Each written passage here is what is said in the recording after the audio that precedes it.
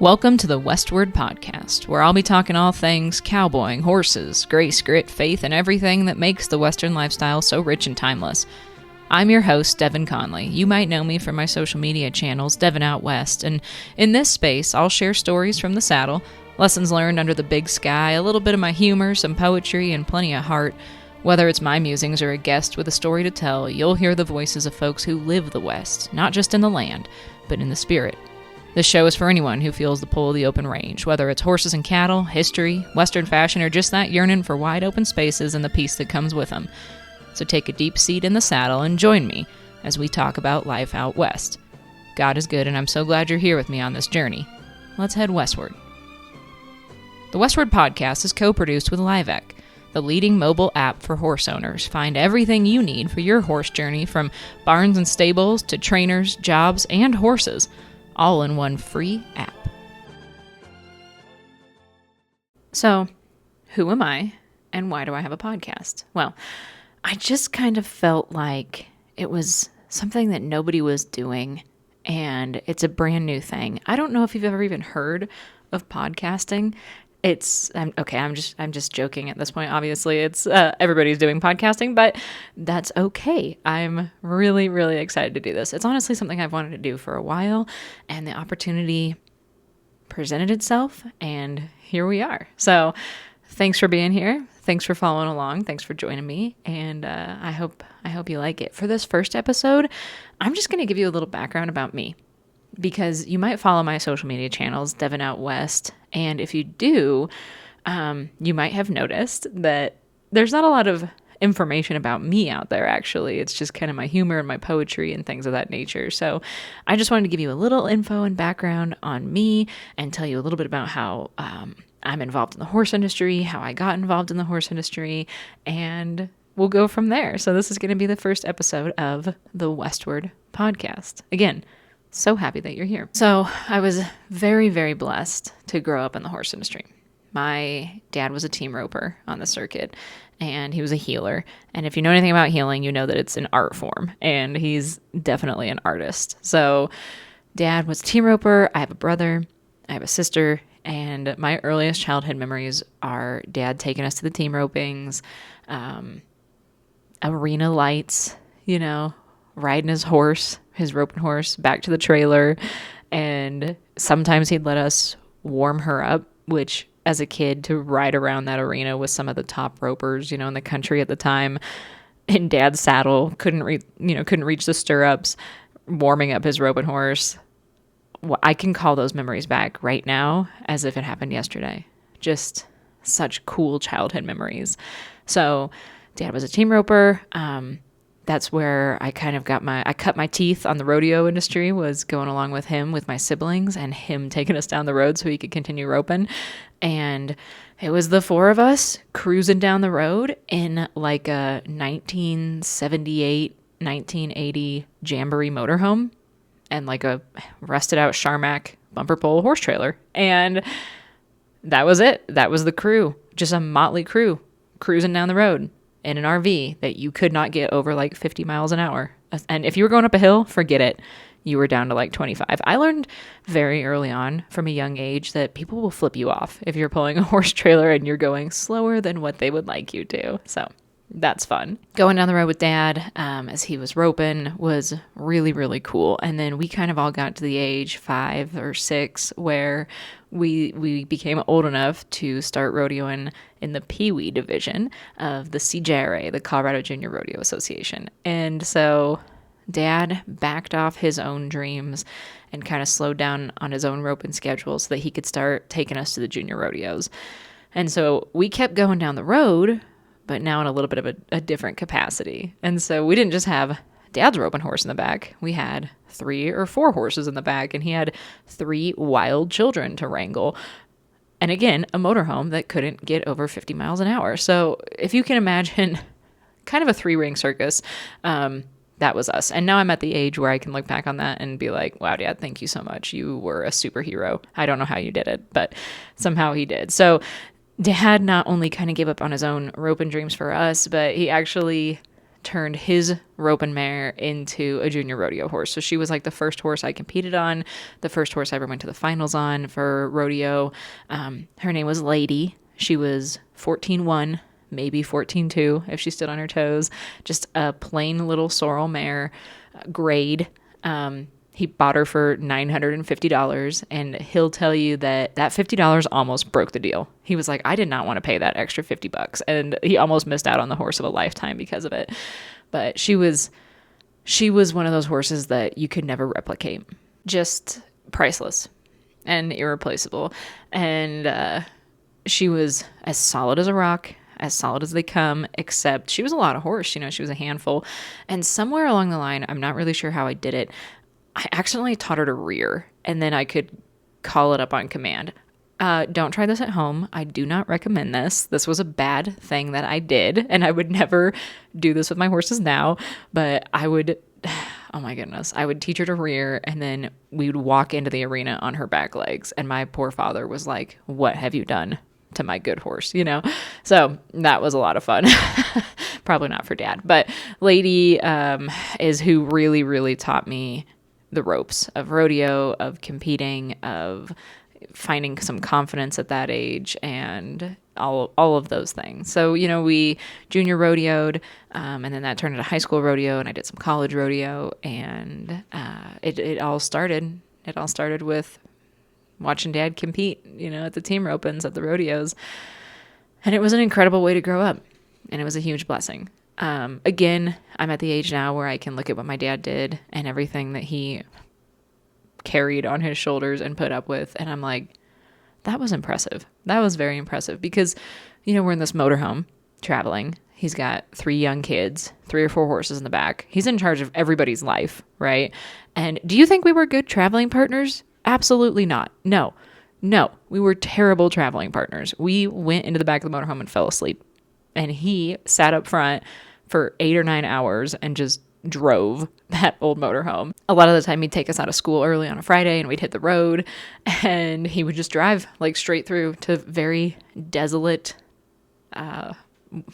remote fairgrounds where these rodeos were held, where there might be a truck stop if you were lucky.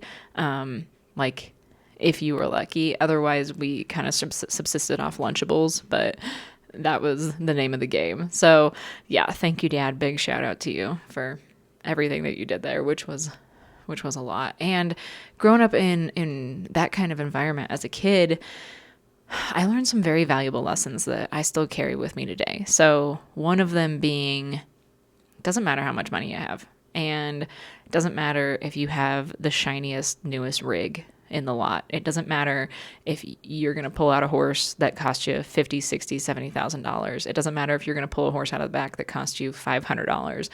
What matters is your try and your grit and your commitment and your passion, right?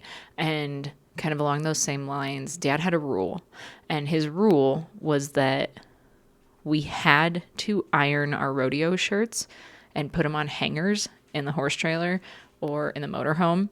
They could never be packed into a suitcase. And it took me a long time to figure out why. Like, what was the deal with this rule? And it took me a long time to figure out why. Like, what was the deal with this rule? And eventually I asked him about it, and he said, well, it just costs nothing to take pride in your appearance.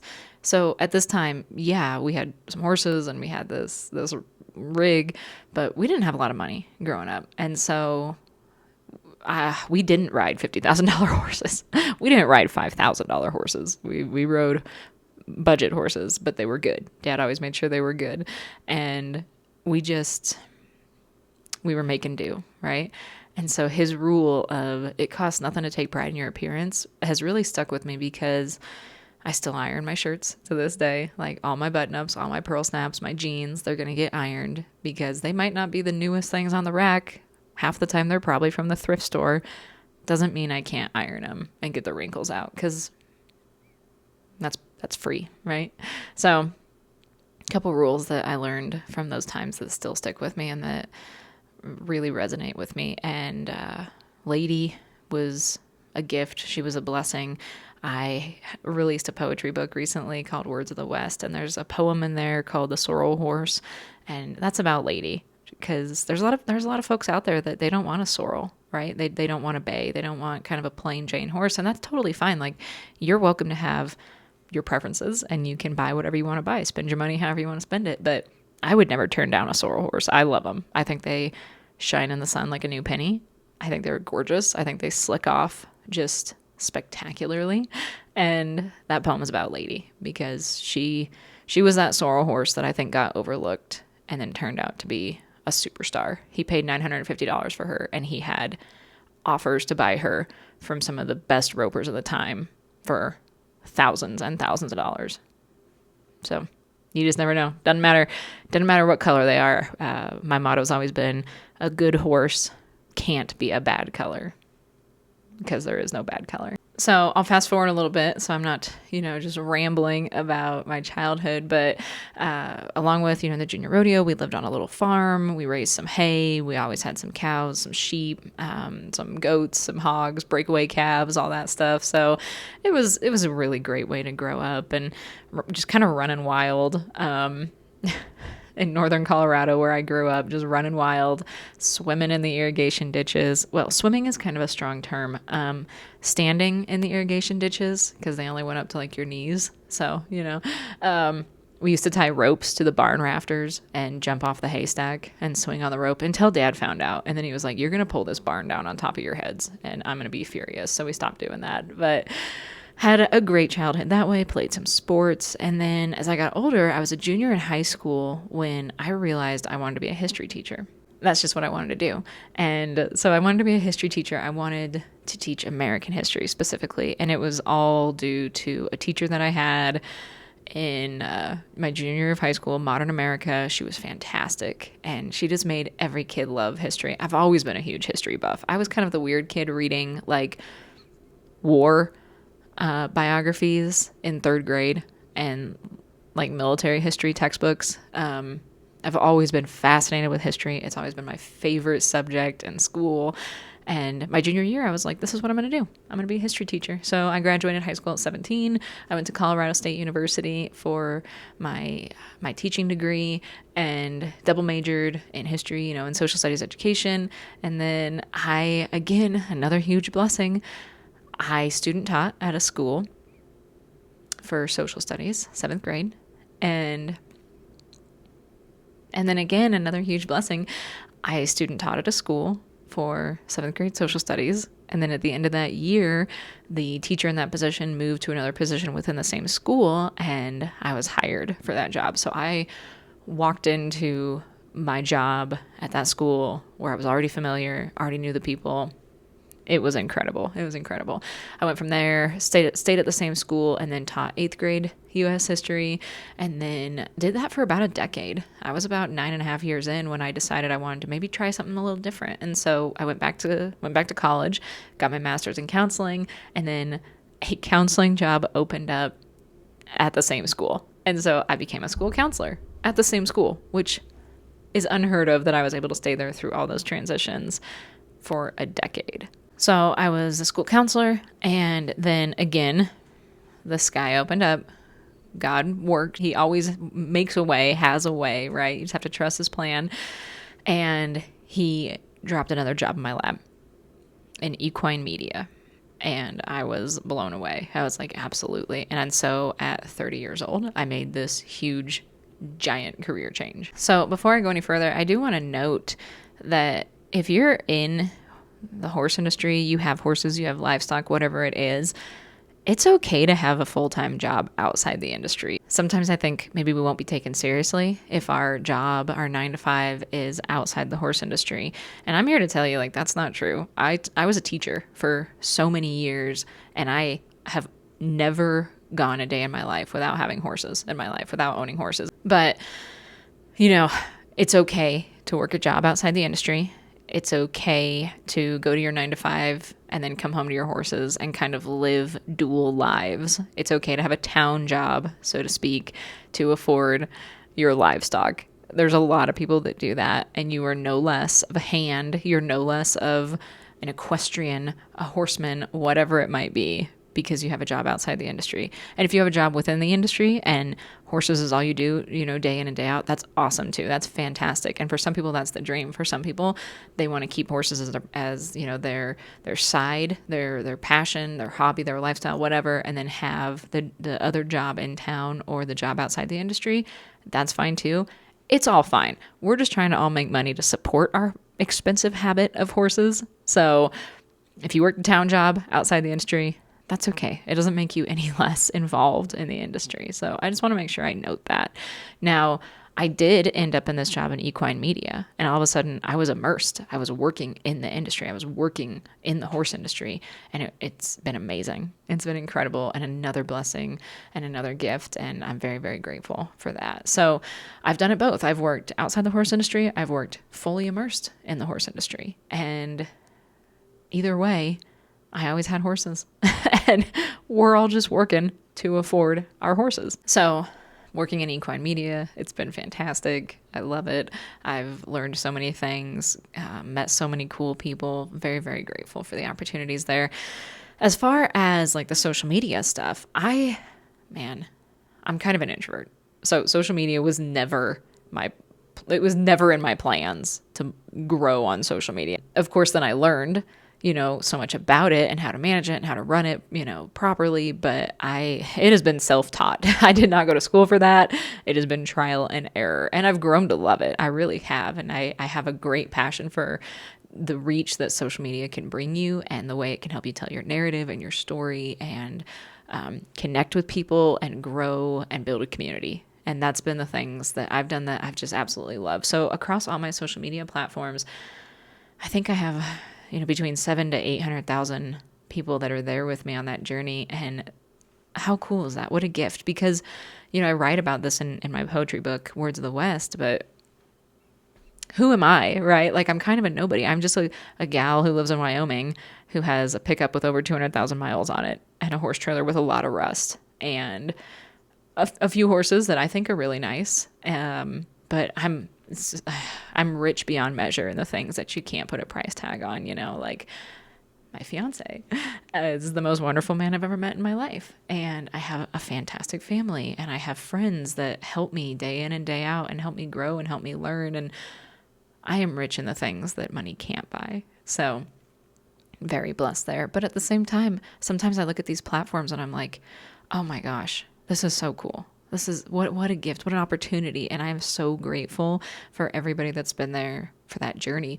But again, I never really meant to grow those platforms. So I actually started my TikTok journey during the shutdown, and we were teaching remotely. So the schools were all closed, and I would get some emails from my students, and they'd be like, oh, I miss seeing you. I miss your humor, whatever, which they always rolled their eyes at my jokes, but that's okay. I knew they secretly loved them.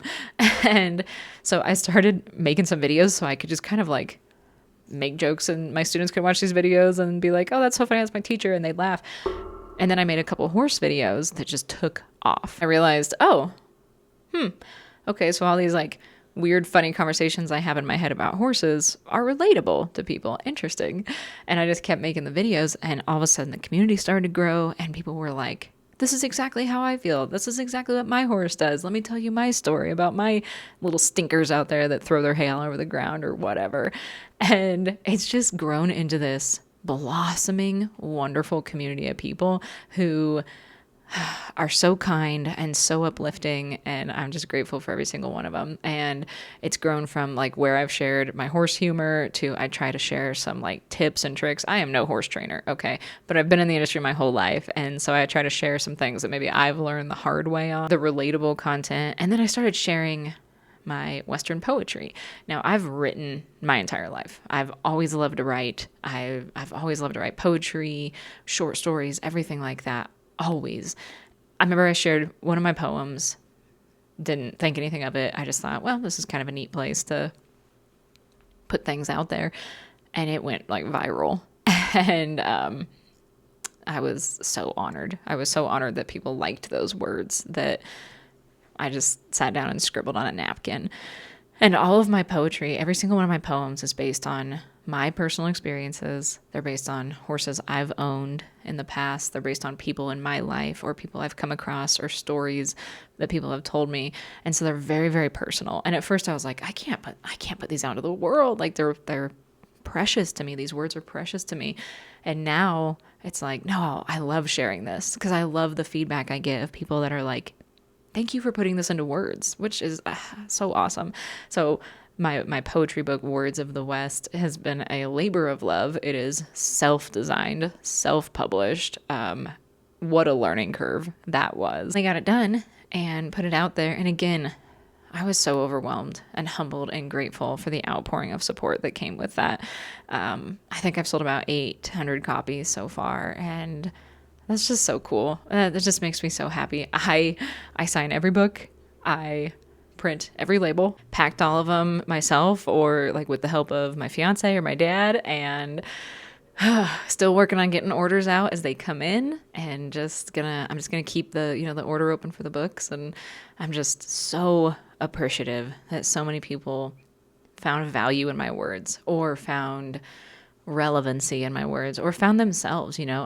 That's kind of always been my intention, is to just be as genuine and authentic as possible and know that I think people will see themselves in that. And I'm just so excited I get to share this journey with you guys now through this format too. So this is kind of a temporary workspace. I'm going to update my recording area a little bit, but I will post the recordings on YouTube, and then you'll be able to stream this podcast wherever you find your podcasts. I'll put info in the show notes about where you can find more information. And as we go forward, I'm going to interview some folks and talk to some people, like I said, some folks that you probably know, some names that you're probably pretty familiar with, and then some that maybe you're not, but by the end of their story, I think you'll be hooked. I think you'll be fascinated with them. And then I'll share some of my poetry. I'll share some of my own musings. There's going to be times where it's just me chatting with you, my friend, on the other side of the screen, on the other side of these headphones, on the other side of the phone, the computer, wherever you're listening, whatever you're listening on. And, I just hope that you come along for the ride. And if you're wondering about the name, the Westward podcast, that word just resonated with me when I released my poetry book. And it's what I've written in most of them. And the inside cover, when I sign it, I just write Westward, because to me it's like a goal. Let's move westward. And not physically.